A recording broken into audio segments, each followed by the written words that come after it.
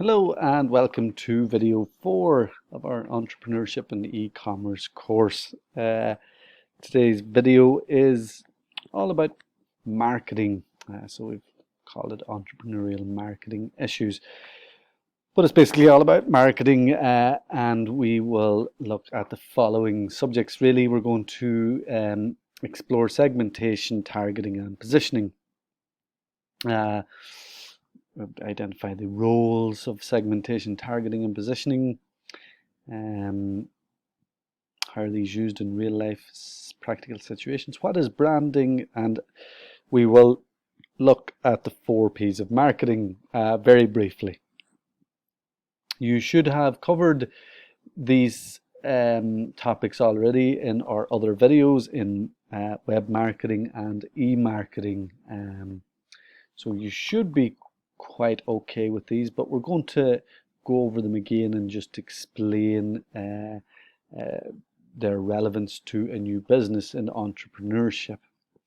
So selecting a market and establishing a position in that market. So we're going to look at the following important questions that all startups must ask. And remember, startup is a new business, and we are focusing more specifically on e-commerce businesses or online internet web media related businesses. So in order for this new business to succeed, the firm or the company must address the important issue of who are our customers and how will we appeal to them. And this is of vital importance. Every business, when you're starting up a new company, you really should have a good idea of who exactly your customer is. And we're going to look at that today. How do we identify our customer? What are the different tools and techniques that we can use to identify our customers, and how do we engage with them? And of course, the benefit of knowing who your customer is you can talk to them directly, find out exactly what they want, how to target them, how to talk to them. So many good reasons that a new business should know who their customers are, and we'll look at them as well.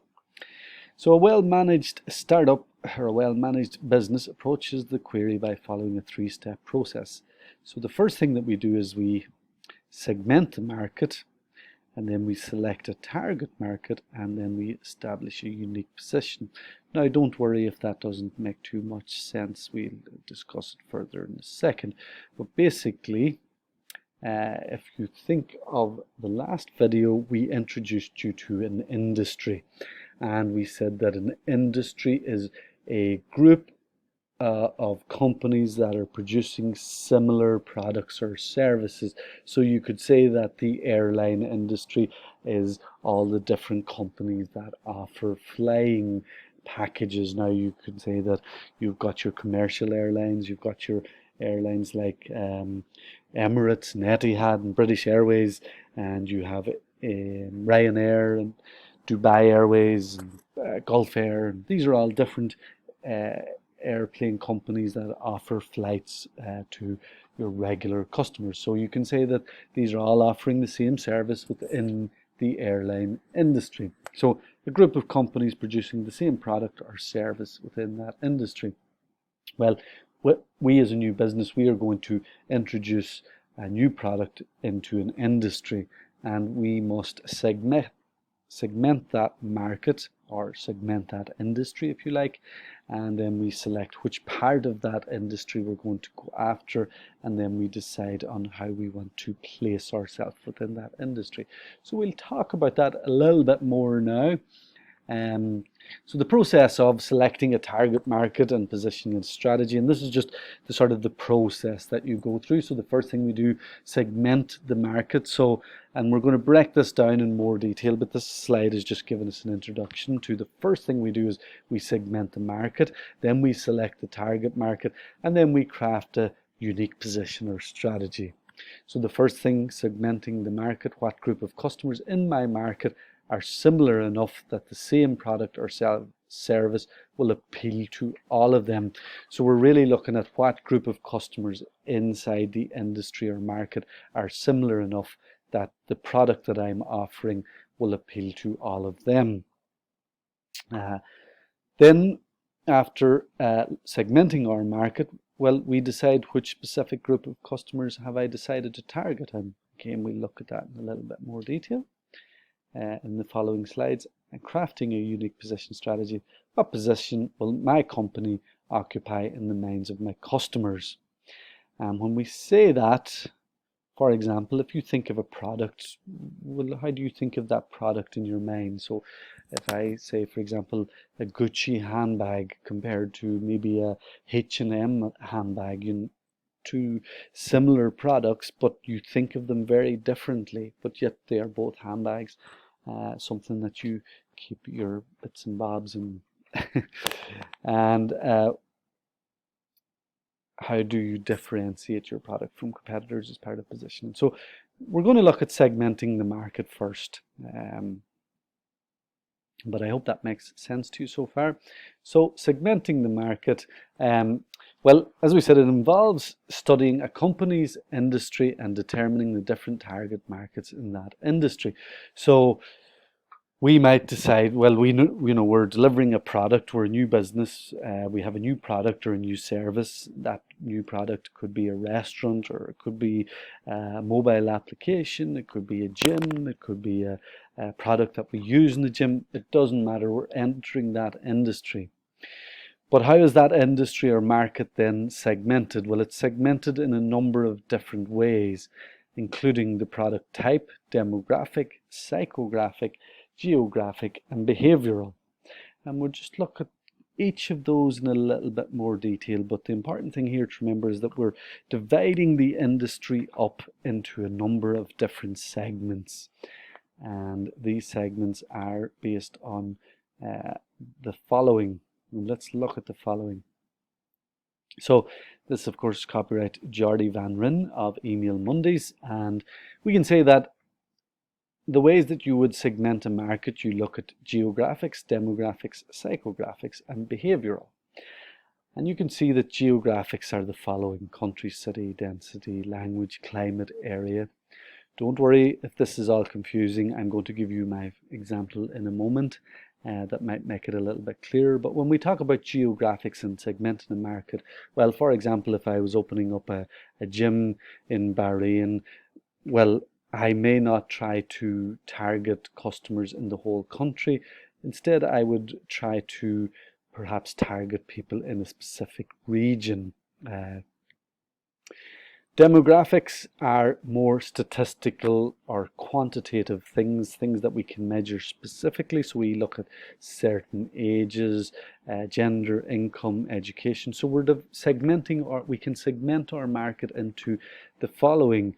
And if we were opening a gym, would we be targeting specific age or gender? Perhaps here in the Middle East we might set up a ladies only gym. That would be segmenting the market. Or if we were opening up a traditional Irish restaurant here in Bahrain, well, we might target the whole island. It might be a family-run restaurant, so age wouldn't be too important. We'd be targeting mothers and fathers, I suppose, genders, income. These are all measurable things that we can segment the market. Psychographics are lifestyle, personalities, attitudes, and values. What sort of personality, value, or attitude do they have? And then behavioral patterns are people that have the following attributes, if you like. What are their purchasing behaviors? Are they impulse buyers, or do they think about things? Do they focus on the benefits of the product? Is that going to be our customer? Are our customer people that really focus on the benefits of the product, or what? So we have to consider each of these. And maybe to give you just an example at this stage, if I was to say to you, okay, the car industry, well, you can segment the car industry into many things. You can say there are many types of cars. There are environmentally friendly cars, there are roadsters or speedy cars, there's luxurious cars, there's safe cars, cars that focus on safety, many types of cars out there. And if I was trying to pick, for example, a Rolls Royce for an example, well, who drives a Rolls Royce? And you could start to sort of profile the type of person that would drive a Rolls Royce. For example, you might say that age-wise, well, it's not going to be an 18-year-old because they probably wouldn't be able to afford it. So you could suggest that it's maybe someone 50 plus that's a businessman, that's maybe a male. Maybe that's a bit stereotypical to say that they're male, and you can argue me on that. Income you would have to think would be high to be able to earn the amount of money to buy a Rolls Royce. Their education would be good. You would imagine they're family man or family woman, elder stages of life. Their occupation, you would suggest that they're a business person. You might say that they have strict family values, that they're conservative, and their attitudes are quite conservative. Their personality is strict, maybe.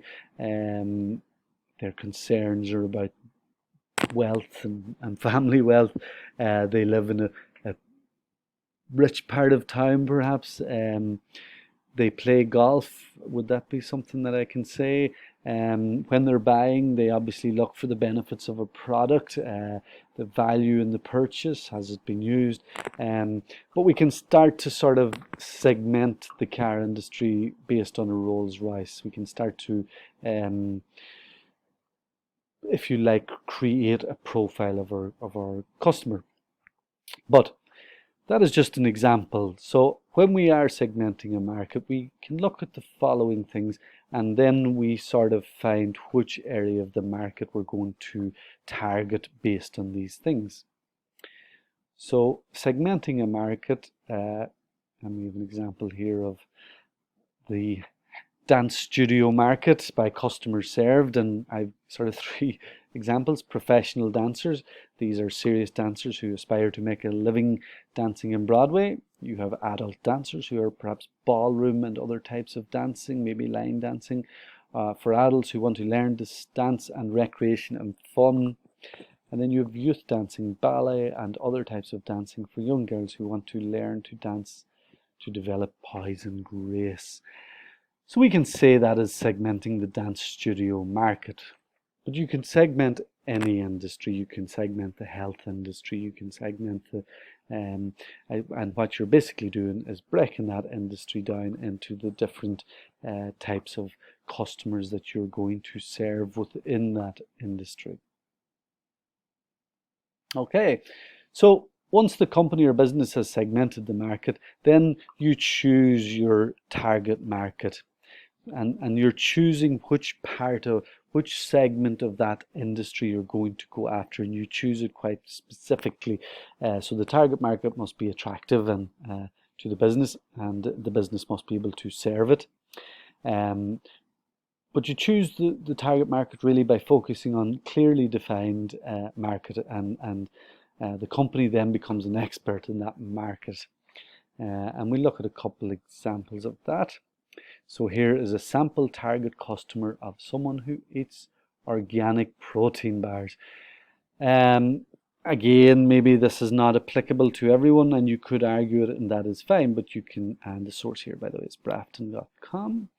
But we can say people that eat organic protein bars. Well, our key demographics, we're saying that they're between the age of 18 and 35, both male and female.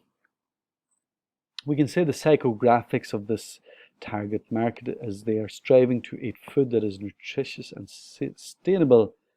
They like to hang out with their friends in nature, and they feel loyalty towards brands with values similar to their own. So they support other brands that are maybe organic and healthy. Challenges: they find it difficult to eat healthy food when they're busy. They have limited food budget, and they need protein sources that are compact and easy to transport. So again, protein bar is helping these people overcome these challenges. Preferred channels: they follow nature photography accounts on Instagram, watches supplement reviews on YouTube, and follows health gurus on Twitter. So how are we going to target these customers? Well, we might advertise on these channels. But like if I was to ask you how would I target the Rolls Royce driver, well, I might place adverts in the local golf club or radio ads. And their preferred content type is social media posts, videos, and event marketing. So that is just an example of a sample target customer for organic protein bars. And we'll discuss these in more detail in our class the next day in our Q&A session of this video. So that's just target market is where you choose your target market. And here's an example of that target market. Positioning. After selecting a target market, the company's next step is to establish a position within the market that differentiates from its rivals. And when we say that, well, a position is, if you like, something that the company is creating in the customer's minds. It is part of the market that the company is claiming as its own, and the company establishes a unique position in its customers' minds by drawing attention to 2 or 3 products attributes, and we'll look at that now. So for example, market positioning refers to the ability to influence consumer perception regarding a brand or product relative to its competitors. The objective of market positioning is to establish the image or identity of a brand or product so that consumers perceive it in a certain way. So I'm just reading that, you can read that for yourself. But examples are: a handbag maker may position itself as a luxury status symbol. And we've said that already, that certain Gucci, for example, may position itself differently to a product offered by River Island, for example, or another handbag maker may position themselves in the mind of their customers as being functional, where you go, well, I'm going to use their handbag for that because those handbags are practical and functional, whereas if I'm going out tonight, I want to look luxurious and I'm going to wear this handbag. So those 2 handbags position themselves very differently from one another. And we can say that another example of positioning, well, if you took even the car example, well, Rolls-Royce obviously position themselves as a much more luxurious car compared to, for example, Ford. But Volvo, for example, may position themselves as more safety orientated compared to Toyota. Toyota would consider itself more family orientated, more reliable compared to Lamborghini. So you can see that these customers and products are positioning themselves different to their competitors. A TV maker may position its TV as the most innovative and cutting edge, and you could say that maybe Panasonic push their products as being innovative and cutting edge. Their TVs, be smart TVs compared to maybe another TV maker. A fast food restaurant chain may position itself as a provider of cheap meals, and of course Jasmines are fast food, and they position themselves very different to, for example, Lulu here in Bahrain. Lulu is sort of targets itself as a little bit more refined.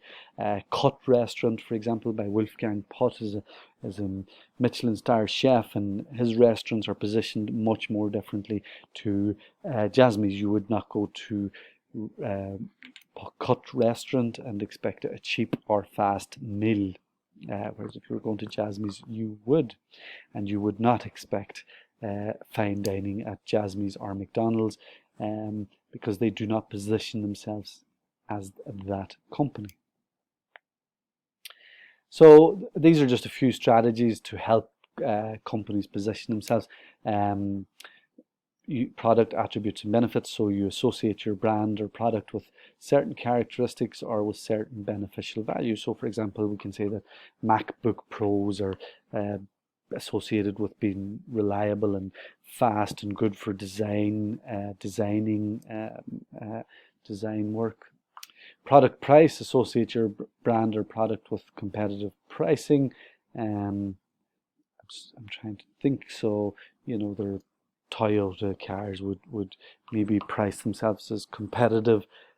Product quality, again, associate your brands with high quality. So we can think of many fashion brands that position themselves as high quality. We've already sort of stated food restaurants as well. And these are just some product use and application associating your product or brand with a specific use, and competitors making consumers think that your brand product is better than that of your competitors, and that is something that happens in positioning as well. Here's just a sample of some car companies and how they position themselves, and we can say that Mercedes-Benz, we've got a high price and a low price, and a high quality and low quality. And this may be a bit harsh, but Dacia is at the bottom end, low quality and low price. Kia Motors, well, I think that is a bit harsh. I would probably have them a little bit higher on the quality, and the price, I think they're quite good. But they do position themselves, and a good example, I guess, is Volvo, which is not here, would probably be high on quality and higher on price. But Volvo and Ford have the same engine, so it's sort of one company positions themselves slightly different to the other. Here's just an example. You can say that Honda are high quality, but on the low price, whereas Audi are high quality, but on the high price. So these companies have positioned themselves there, and that's by sort of pointing out the main attributes of their company. And we will discuss and look at this more in terms of, well, how do companies do that? They do that through advertising and promotion, the 4 Ps: price, place, promotion, product, and we will look at that in more detail. So a business will often develop a tagline to reinforce the position they have staked out in their market. And I think the most famous example of a tagline, "Just Do It" by Nike. And the beauty of this simple 3-word expression is that it applies equally to a 20-year-old triathlete as much as it does to a 65-year-old mall walker. Just do it. Okay, so that's just positioning. Again, it's introducing you to the concept of positioning. You probably did cover it before, but basically positioning is, how does a company position itself, or where does it position itself in the mind of its customers? Do you want your business to be known as one thing or another? And that's a completely it's a decision that's completely up to the founder or owner of the business themselves. And that's fine to position yourselves as cheap and low quality. If you're offering lots of cheap and low quality and the customers know what they're getting, that's fine.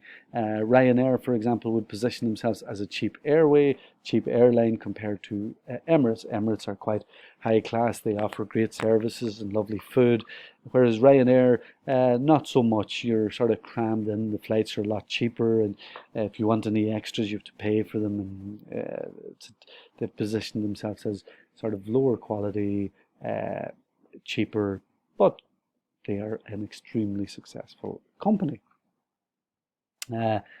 Okay, so branding, and the reason branding is branding can help you position a product, and I think this is the last thing we'll look at today.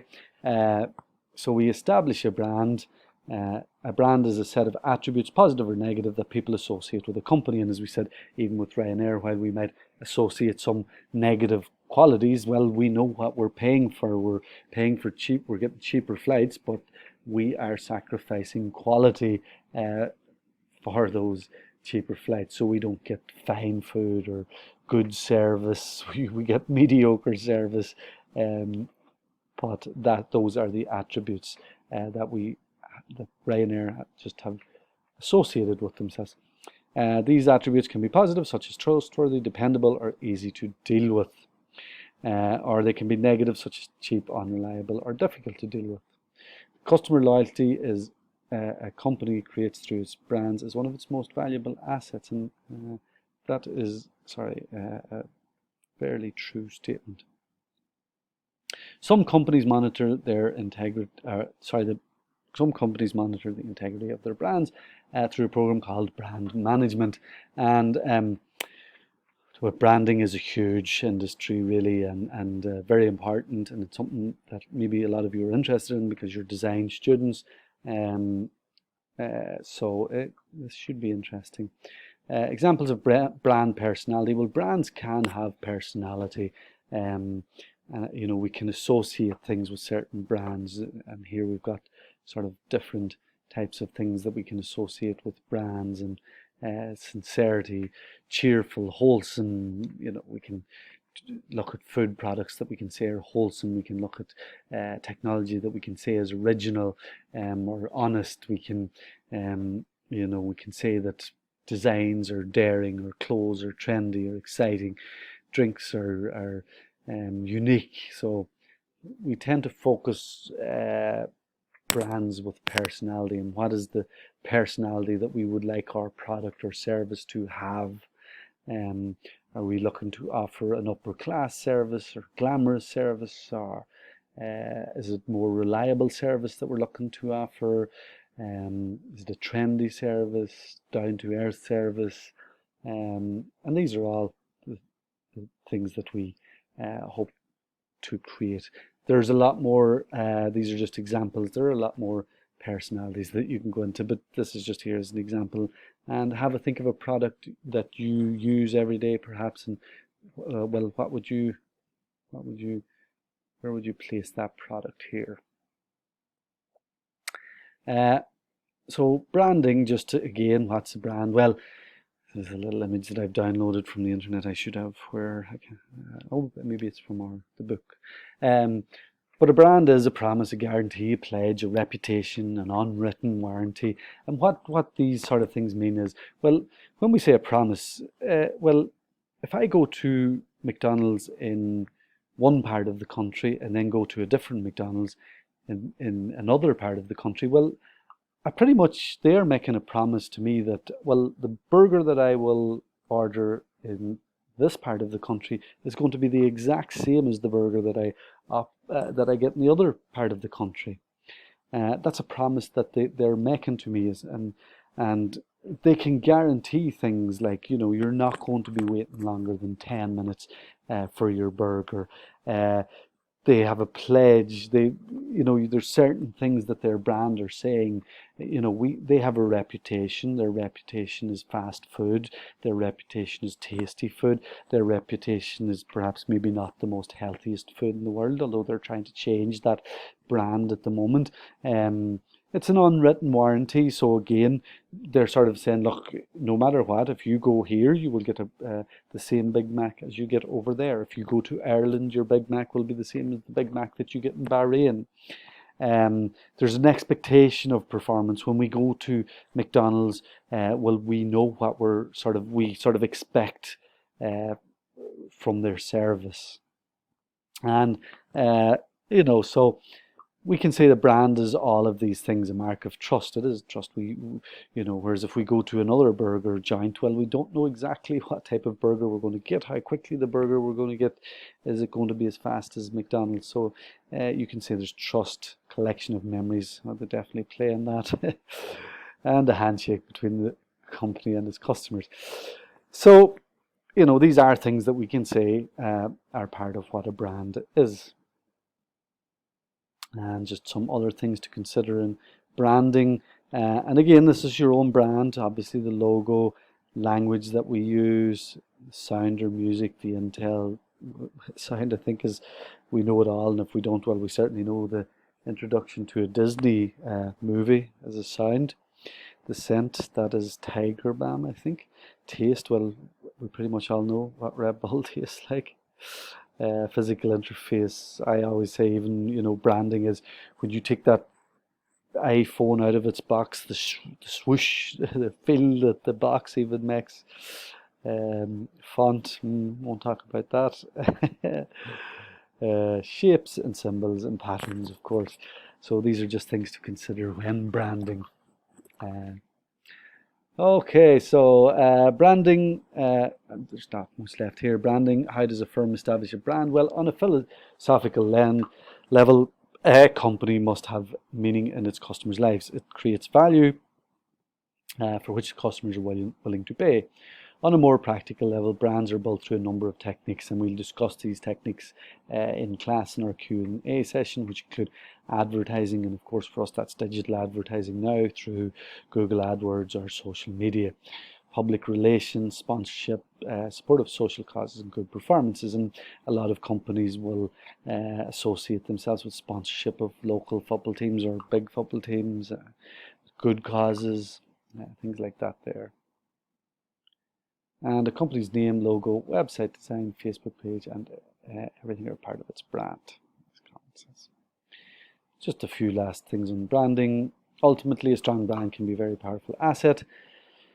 Some statistics, over 50% of consumers say that a known and trusted brand is a reason to buy a product. I don't know where these statistics come from, but that is likely to be true. I think we all trust a brand or that we know as opposed to a brand that we don't know. A brand allows a company to charge a price for its products, and I think that would be true. And successful brands can increase the value of a product. Again, I think to be true. We're going to leave it there. We will discuss the 4 P's of marketing for a new venture, but between now and the next class, I would like you to think of, you've done product, price, promotion, and place before.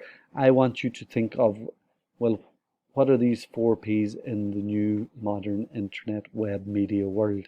How is it different? How is product, price, promotion, and place different for a new company? Okay, so I hope that's given you enough of an introduction to segmenting, targeting, and positioning. And then just finally, we covered branding. If you have any questions, you can indeed comment below or email me as well. Thank you very much. I hope that video was not too boring, and chat soon. Thank you.